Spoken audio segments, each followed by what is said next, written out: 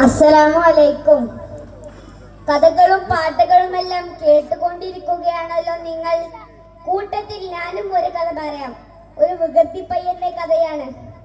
തിരുദൂതരുടെ കാലത്ത് അങ്ങ് മദീനയിൽ ഒരു മഹാവികൃതിപ്പയ്യനുണ്ടായിരുന്നു. അവൻ എന്നും ഈത്തപ്പഴ തോട്ടത്തിൽ കയറി കല്ലെറിയും.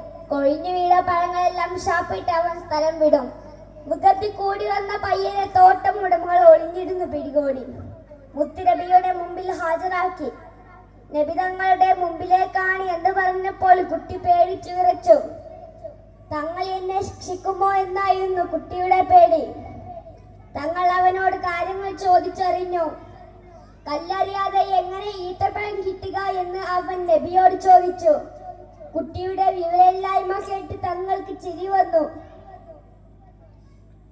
പഴങ്ങൾ പഴുത്തുപാകുമ്പോൾ അത് താഴെ വീഴും. അപ്പോൾ എടുത്ത് ഉപയോഗിക്കാം. നോക്കു കൂട്ടുകാരെ, നാമൊക്കെ മരത്തിൽ കല്ലെറിയാറില്ലേ? പാടില്ലെന്നാണ് നബി പഠിപ്പിക്കുന്നത്. ഇനി ആരും മരത്തിൽ കല്ലെറിയരുതേ. കഴിയുമെങ്കിൽ ഒരു മരം നട്ടുപിടിപ്പിക്കാം. അസ്സലാമു അലൈക്കും.